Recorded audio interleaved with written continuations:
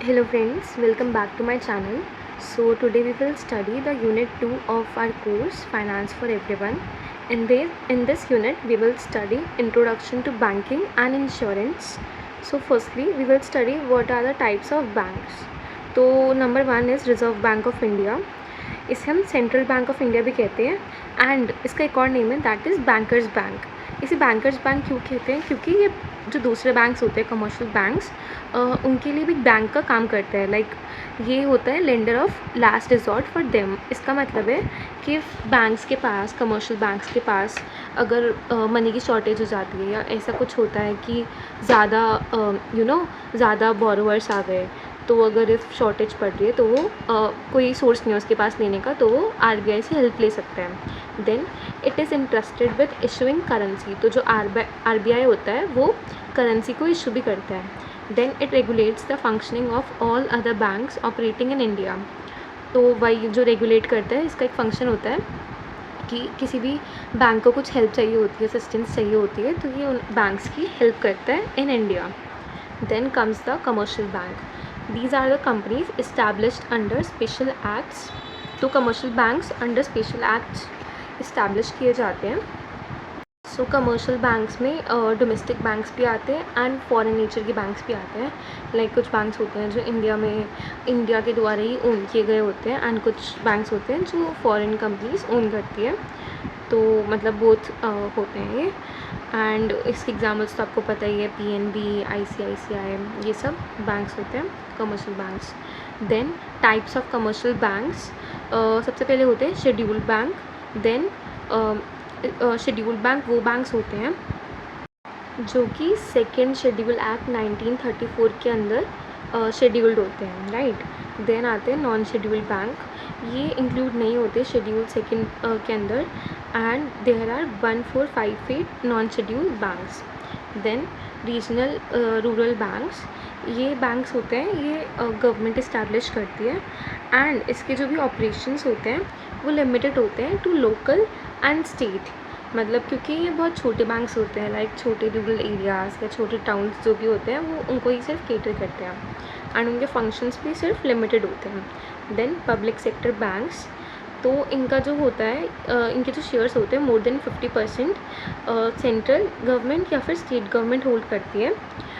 मतलब ये मेनली यही हो गया ना कि ये स्टेट या सेंट्रल के थ्रू ऑपरेटेड होते हैं. Then private sector banks. तो ये फुल्ली ओन्ड और मैनेज्ड होते हैं बाय प्राइवेट सेक्टर एंड इनका मेन जो पर्पस होता है वो प्रॉफिट कमाना होता है. देन बट एक चीज़ है कि इनको भी आरबीआई की रूल्स एंड रेगुलेशंस को फॉलो करना पड़ता है. Then comes the cooperative banks. तो ये banks basically autonomous group of people के थ्रू बनाए होते हैं. लाइक कुछ लोग हैं लाइक जिनके सेम ऑब्जेक्टिव्स हैं एंड सेम पर्पस है. लाइक फॉर एग्जांपल एक विलेज है, वहाँ पे लोगों को कुछ पर्टिकुलर काम के लिए लोन्स चाहिए होते हैं एंड बट एक पर्सन वो नहीं कर सकता, तो वो एक ऑटोनॉमस ग्रुप ऑफ पीपल मिलके कोऑपरेटिव बैंक बनाते हैं जिससे वो ईज़िली दूसरे बैंक से अप्रोच भी कर सकें एंड वो अपने आप में जो भी सेविंग्स हैं उनकी उससे वो लोगों की नीड्स को पूरा कर सकें. तो इनका जो होता है ये नो प्रॉफिट और नो लॉस के बेसिस पे ऑपरेट किए जाते हैं. Then foreign banks. तो ये जो बैंक्स होते हैं वो फॉरेन लैंड में बनाए जाते हैं एंड इनको फॉलो करने होते हैं रूल्स होम कंट्री के, ऑल्सो इंडिया के. Then development banks.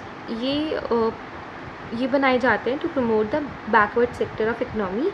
जैसे कि हमारे सेक्टर्स है जैसे industrial sector, agricultural sector, export and import and housing. तो ये कुछ सेक्टर्स होते हैं इकोनॉमी में जो बहुत लैग कर रहे हैं. तो इनको प्रमोट करने के लिए डेवलपमेंट बैंक्स बनाए जाते हैं एंड इन्हें कहते हैं हम specialised financial institutions. Then comes the export and import banks. ये मेनली फाइनेंस से रिलेटेड होते हैं एंड जो भी फॉरेन ट्रेड होता है ये वो बैंक्स मैनेज करते हैं. Then housing banks finance provide करते हैं to the housing sectors and जो भी उससे रिलेटेड एक्टिविटीज़ होती है हाउसिंग से रिलेटेड उनको ये फंड करते हैं. नाउ कुछ सर्विसेज होती हैं जो बैंक्स ऑफ़र करते हैं. Firstly facility of loans. तो जो बैंक्स होते हैं वो एडवांस करते हैं loans to different types of entities. Like वो इंडिविजुअल्स को भी लोन्स देते हैं एंड एमएनसीज या जो भी बिजनेसेस हैं उन सबको ये लोन्स प्रोवाइड करते हैं एंड यही लोन देने का काम इनका मेन सोर्स ऑफ इनकम भी होता है। Then overdraft facilities. Overdraft facility में क्या होता है, बैंक्स जो होते हैं अपने कुछ कस्टमर को एक फैसिलिटी प्रोवाइड करते हैं जिससे कि वो जितने उनके अकाउंट में पैसे हैं उससे ज़्यादा विड्रॉ कर सकते हैं एंड बाद में बैंक को रिटर्न कर सकते हैं। तो लाइक फॉर एग्जांपल एक बिजनेसमैन है एंड उसे बहुत अर्जेंट नीड है मनी की, तो वो उस टाइम पे बैंक से पैसे ले सकता है। लाइक इफ़ फॉर एग्जांपल उसके पास उसके अकाउंट में इतने पैसे ही नहीं जितने उसको चाहिए, तो बैंक उसे ये फैसिलिटी देता है ओवरड्राफ्ट की। Then comes in cashing the cheques. तो बैंक्स प्रोवाइड करते हैं ये सर्विस बोथ सेविंग अकाउंट्स वालों को भी एंड करंट अकाउंट होल्डर्स को भी। लाइक हम चेक्स के थ्रू कैश विड्रॉ कर सकते हैं। Then exchange of foreign currency. तो बैंक्स प्रोवाइड करता है the feature to convert foreign currency into local currencies. Then consultancy. Bank financial consultancy services भी देते हैं अपने कस्टमर्स को। Then discounting of bills. Then consultancy, bank offers financial consultancy services to the customers. Then comes the discounting of bills.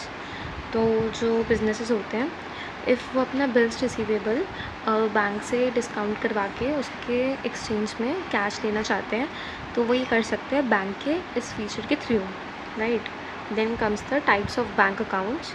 तो बहुत types के होते हैं बैंक अकाउंट्स। नंबर 1 है सेविंग्स बैंक अकाउंट। ये वो बैंक अकाउंट है जो इंडिविजुअल को हेल्प करता है टू सिक्योर हिज और हर future with limited amount of income, क्योंकि हम इसमें रेगुलर सेविंग्स अपने डिपॉजिट करते हैं विद बैंक एंड फिर लास्ट में बैंक्स उसमें हमें इंटरेस्ट देते हैं।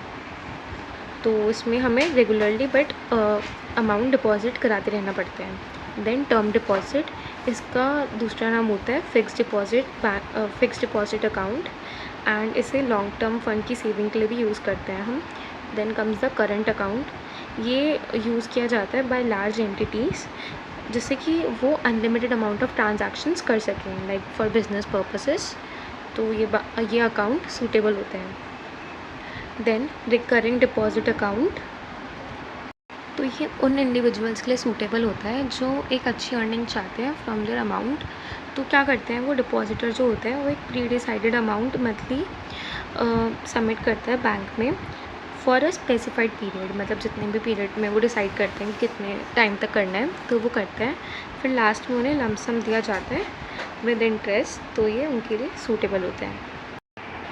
नाउ कुछ डॉक्यूमेंट्स होते हैं जो हमें इस अकाउंट के इस अकाउंट को खोलने के लिए चाहिए होते हैं। तो नंबर 1 इज़ पैन कार्ड। इसे हम कहते हैं परमानेंट अकाउंट नंबर। तो ये 10 डिजिट अल्फ़ान्यूमेरिक नंबर होता है जो इशू किया जाता है बाय इनकम टैक्स डिपार्टमेंट जिससे कि वो आइडेंटिफाई कर पाए टैक्स पेयर्स को इन इंडिया। ये ऑल्सो यूज़ किया जाता है to curb tax evasion and to widen number of people paying tax. तो ये बहुत ज़्यादा यूज़फुल होता है during opening of bank accounts. Then comes the address proof. तो बैंक अकाउंट ओपन करने से पहले जो कंडीशन चाहिए होती है वो होता है एड्रेस प्रूफ, जिससे कि वो वेरीफाई कर पाए कस्टमर के डिटेल्स को एंड उन्हें सर्विसेज प्रोवाइड कर पाएँ। तो वैलिड एड्रेस प्रूफ्स के लिए क्या क्या डॉक्यूमेंट्स यूज़ किए जाते हैं वो है passport, driving licence, voter ID card, job card, Aadhaar card, utility bill, property tax bill. तो इनमें से कोई भी हम डॉक्यूमेंट शो कर सकते हैं to verify our address. Then KYC norms. तो ये मैकेनिज़्म होता है to know your customer. KYC की फुल फॉर्म है नो योर कस्टमर।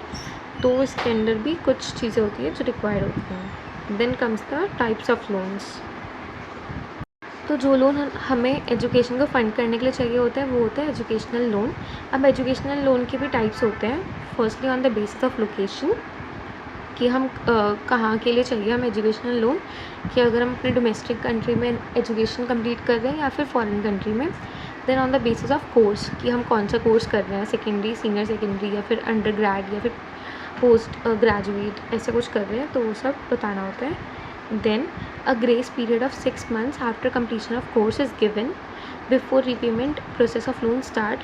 तो 6 मंथ्स का टाइम दिया जाता है जब वो कोर्स कंप्लीट हो जाता है एजुकेशन का, उसके बाद जो लोन की रीपेमेंट होती है वो स्टार्ट की जाती है। एंड जितने टाइम तक अलाउ होता है रीपेमेंट वो है 8 years from date of taking loan. Then comes the consumer durable loans. Consumer durable loan लिया जाता है to fulfil the purpose to buy durable products. तो उसमें वो प्रोडक्ट्स आते हैं जिनकी लाइफ एटलीस्ट 3 years होती है, जैसे कि टेलीविज़न, वॉशिंग मशीन, ये सब। तो इसकी एलिजिबिलिटी क्या होती है इस लोन को लेने की, कि जो कंज्यूमर है वो 21 to 60 years में होना चाहिए। लाइक जो ले रहा है इस लोन को, उसकी एज इतनी होनी चाहिए। देन उसकी जो इनकम है वो मंथली इनकम 18,000 to 20,000 होनी चाहिए। देन रेट ऑफ इंटरेस्ट इसमें बहुत ज़्यादा हाई होता है। एंड जो मैक्सिमम लिमिट है इस लोन की वो है 5 लाख। एंड मैक्सिमम पीरियड क्या है 36 months। तो इसमें जो types of consumer durable loans होते हैं वो होते हैं instalment loans, secured consumer durable loans, unsecured consumer durable loans. Now जो लोग व्हीकल को ख़रीदने के लिए लोन लेते हैं उन्हें कहते हैं व्हीकल लोन्स।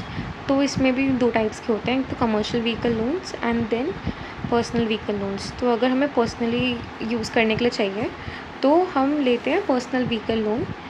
एंड इफ़ हमें कमर्शियल पर्पज़ के लिए चाहिए तो हम लेते हैं कमर्शियल व्हीकल लोन। तो एंड इनके फिर डिफरेंट पर्पस होते हैं एंड एलिजिबिलिटी भी डिफरेंट होती है। Then comes the home loans. तो होम लोन्स लिए जाते हैं to own a property and but इनके कुछ फ़ायदे हैं। इनका इंटरेस्ट रेट बहुत कम और नॉमिनल होता है, ये बहुत ईजीली मिल जाते हैं एंड ये मल्टीपर्पज़ होते हैं। चाहे हमें कुछ फ्लैट लेना है, बिल्डिंग लेनी है या कंस्ट्रक्शन करनी किसी न्यू हाउस की या प्लॉट की, तो ये यूज़ होते हैं। Then long tenure to repay loan is up to 30 years। तो मतलब इनका जो टेन्योर है पे बैक करने का लोन को वो है अप टू 30 years। नाउ जो लोन्स होते हैं वो 3 टाइप्स के होते हैं, short term, medium term and long term loans. जो शॉर्ट टर्म लोन्स होते हैं वो अप टू 1 year के लिए होते हैं। देन जो मीडियम टर्म लोन होते हैं वो more than 1 year and up to 3 years होते हैं। और जो लॉन्ग टर्म लोन्स होते हैं वो मोर देन 3 years के लिए होते हैं।